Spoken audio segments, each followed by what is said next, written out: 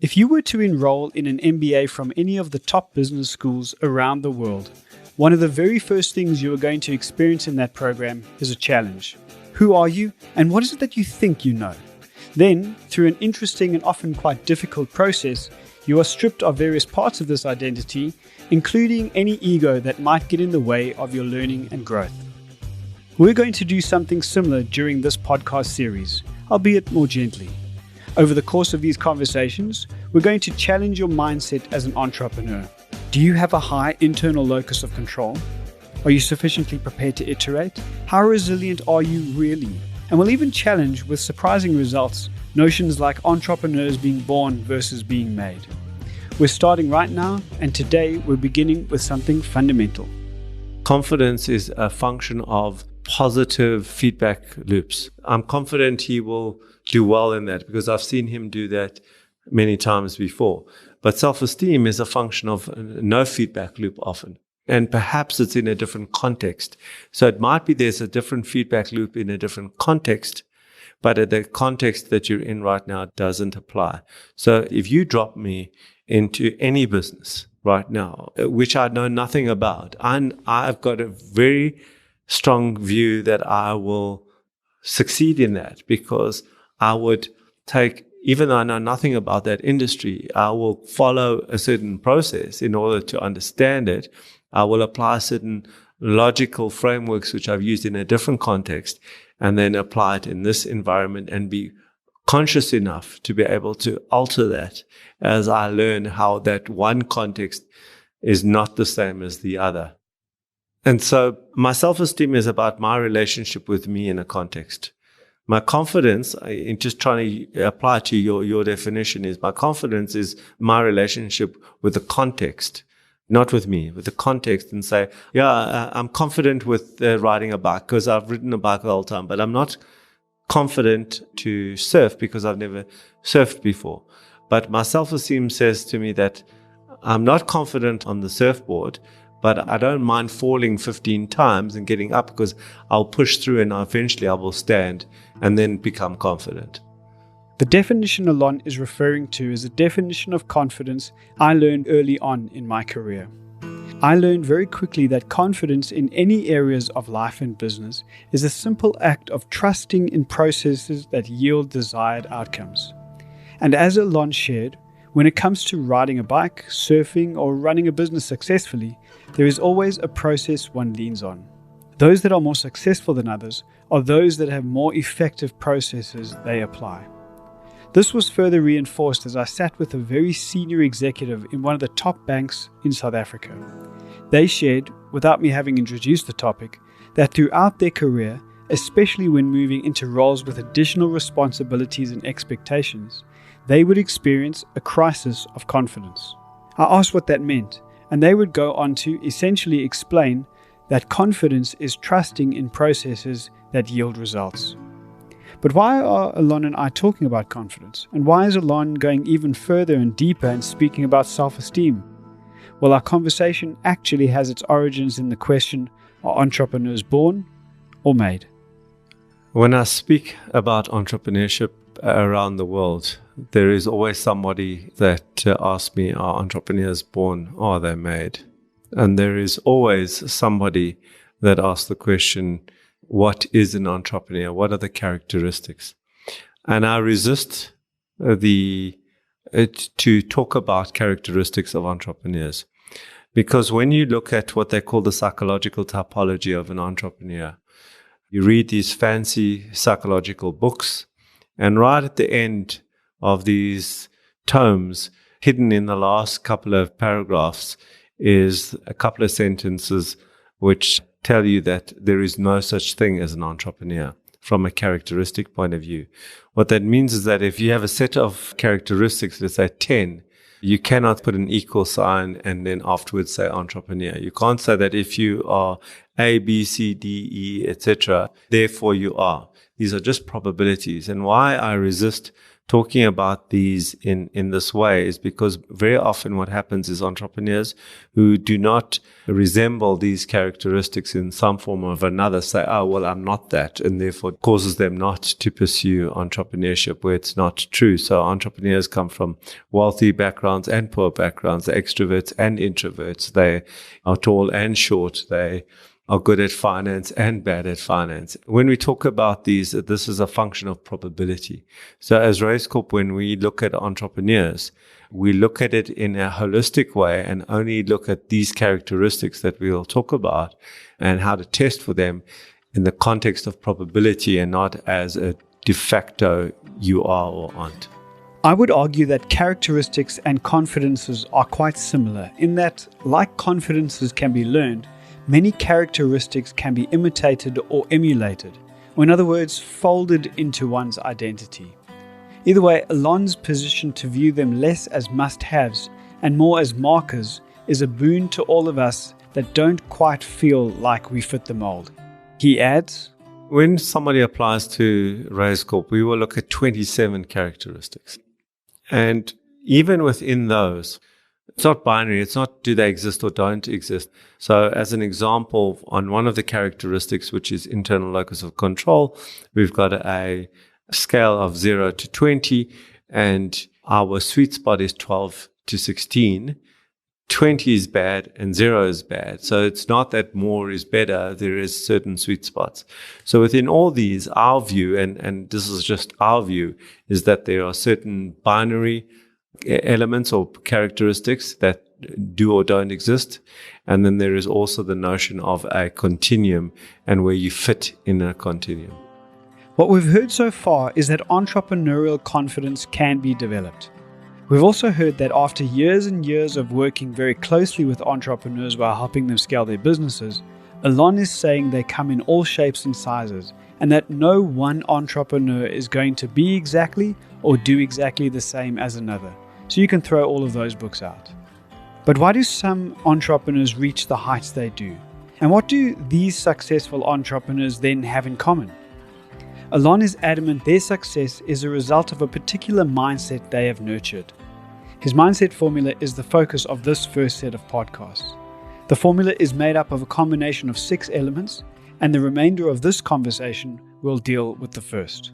So perseverance, I think, is one of the more obvious characteristics that you look for in entrepreneurs. But you first have to understand the context. If you look at the concept of nascency in entrepreneurship, in other words, the place where you've come up with the idea in the shower, and then by the time you left the shower, you've given up on the idea. But if you then persevere through and then tell your husband or wife about the idea, and they say that's a really crappy idea, and it dies there. And then perhaps you persevere further, and then you go to work and you tell one of your work colleagues about this great idea that you have, and they tell you how crappy the idea is. And then you persevere through that, and then you might even go and put a MVP, a minimum viable product together, and go out and try and get an investor to invest in the idea, and they tell you it's a crappy idea. And then perhaps you persevere further, and then you bootstrap it and go to market, and then the client tells you it's a crappy idea. And these are all various stages of rejection that you push through. So perseverance is very often a function of the level of rejection that you have to push through. But it's also a function of overcoming the voices in your head, which are very prominent in startup entrepreneurs. I'm not good enough. What happened? The imposter syndrome. What happens if they find out? And the veneer of success that you put out there, and then back at the ranch, nowhere near as successful as you say you are or have portrayed you are, and sort of living with the dissonance of that is incredibly difficult to push through. And then when you go to market and you wait and wait for clients to give you that order, and the money is running out, and all your friends seem to be more successful than you, and they're always buying the latest shiny car and moving into the most beautiful homes in the most beautiful suburbs, while you are just smiling there and just dying inside. And then all the offers from what I call the sirens, those people who say, come and work here, you must come work here, come work for me on your journey. These are all points of resistance that you have to overcome and persevere through. And then some entrepreneurs, myself included, get to a point where it's almost like, I try and explain this like breaking the sound barrier, where on the other side, there's this absolute silence where you have reached the bottom, the deep, deep bottom, and it's like a silent place. And in fact, it's quite an empowering, beautiful place to be, because after that, there is only one place to go, and that's back up. But you have to be in that, and it gives you a tremendous amount of power to push through. Have you experienced your friends, life partner, colleagues, a potential investor, or the market telling you your product or service is not going to work? Do you remember times those around you were seemingly rising while it felt like you were going nowhere? Perhaps you're even in that position right now. Or have you experienced this breakthrough moment Allon is referring to? Just recently, an entrepreneur that really did look like they had the world at their feet confided in me, sharing the pressures and resulting stresses they are under. The journey is tough. Perseverance is required. What's important is the fact that in perseverance, there are two things that need to be in play. The one is a very clear where you want to be. And I'm resisting calling it vision, but it's very clear where I want to be. And the other side is how I get there is flexible.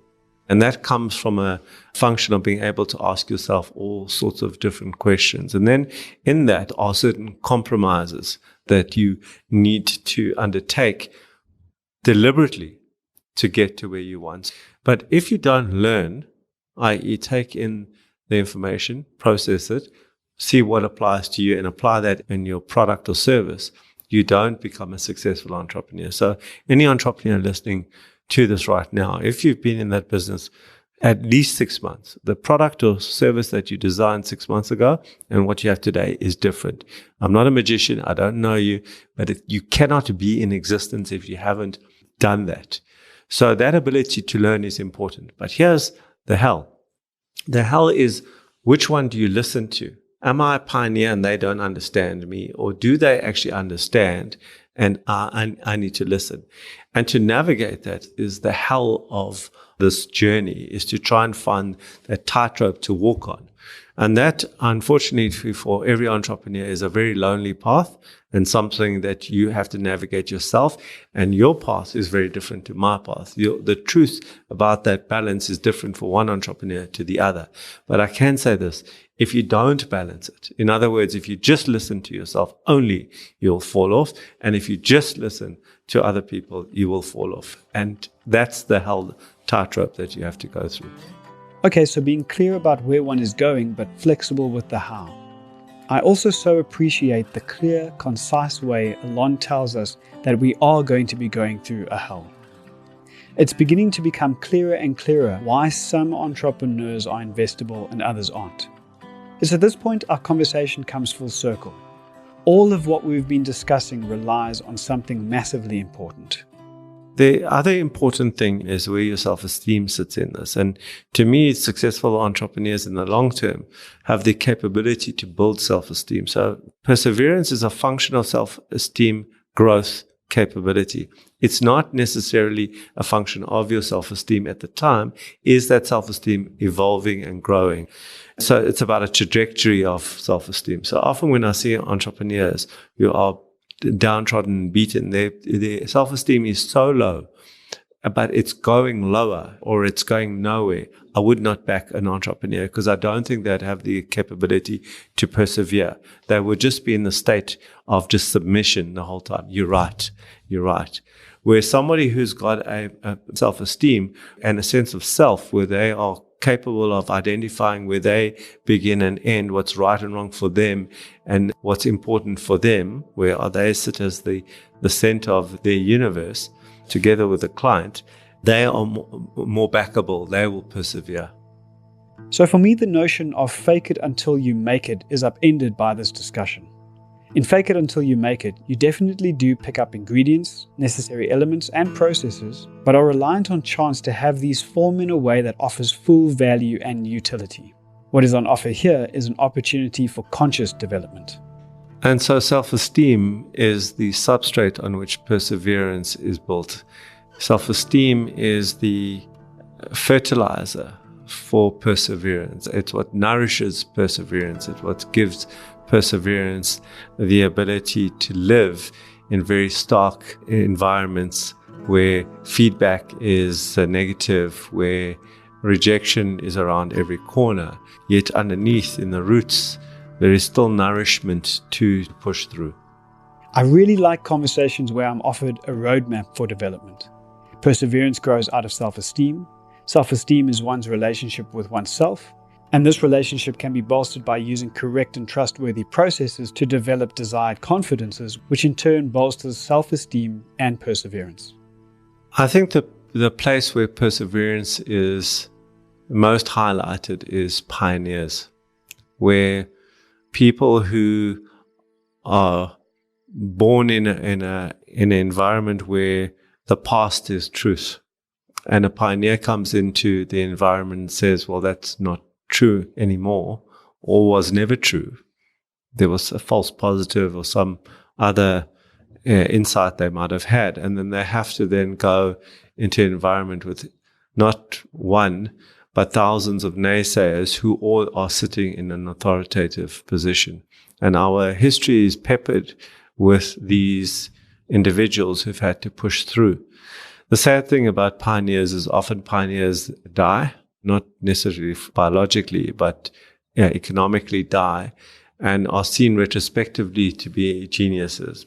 And what they've done is effectively brought in a new zeitgeist, a new way of thinking into an environment. And it is the settlers, the ones that come afterwards, into an environment where the pioneers already pre-educated an environment and brought in a new notion of possibility, that the settlers come in, and then they are the ones that make the money in economic terms. And even if you want to go a little deeper, it's even the fact that pioneers today, people like Musk, are perceived not to be crazy people, but actually put on a pedestal. That's also a function of a societal change that hundreds of other pioneers had to create in order for our modern day pioneers to get the rock star status that they have. And we see this also in environments where, critically speaking, companies such as Uber and multiple other organizations where they've got high valuations but no profit, is also a function of people saying, well, this guy will make it happen. There's no economic truth to it. There's only a belief that the trend line will eventually break through. And Bezos was one of those people who for years and years lived below the break-even line before he finally popped up and justified himself to all his naysayers. And so he creates a context, well, maybe this guy is just like Bezos, and we don't want to be the naysayer. That is also there were many pioneers who had to create the context, the environmental context for people to even believe that, because 100 years ago, they would have said, this doesn't work, doesn't make economic sense, it's over, boom, crazy guy, and moved on to the next. What I'm hearing is that perseverance can even be more than personal. It can even be cultural. And it is cultural. So if you look at the research around entrepreneurship, you'll see that minorities are generally more successful just around the world, no matter what the minority is. And that's a function of two things. One, it's about cohesion. And number two, it's a function of so much rejection in broader society. And as a result, they become tolerant to rejection and become far more resilient and able to persevere in contexts where the majority would just basically crumble because they don't have, let's call it, perseverance fitness. During this conversation, Allon has stressed how we are all on our own journeys. And so each of us is going to be taking something a little different away from this podcast. For me, it's a formula. In many ways, this is how I live my life, a series of formula or processes that are strung together. For you, depending on your journey and where you're at, you may get hope. Perhaps it's some form of motivation, or perhaps it's a confirmation. And that's what both Allon and myself are hoping you take away from these podcasts. Here's a final word from Allon. I'm often asked the question, when should I give up? When should I not persevere? And all entrepreneurs certainly will go through it at some point in their journey. And I have a very simple answer to that. And that is, for as long as you can't ask different questions, and for as long as you don't get different answers, that's the time to give up. If you can ask different questions and are getting different answers, you keep going, you keep persevering. And there is a way to teach yourself to ask different questions, because every different type of question opens up a new vista, a new window of possibility into the future. And great entrepreneurs know how to do that really, really well. So learn how to ask yourself weird and wonderful questions. The easiest way to stay updated with these podcasts is to go to your favorite podcast platform and search for Raiser's Edge. What is the edge this name refers to? Allon has spent the last 2 decades incubating over 13,000 entrepreneurial businesses. As a result, his exposure to thousands of entrepreneurial journeys, as well as his own, has resulted in an unmatched depth of experience in this field. Hopefully this conversation and those that are going to follow in this series and others are no sugar-coated odes to entrepreneurs, true expressions of the entrepreneurial journey, warts and all. Today we've discussed perseverance, its roots, and how one might develop it. There are 5 more Blue Heart characteristics to share. Make sure you subscribe. You don't want to miss these insights.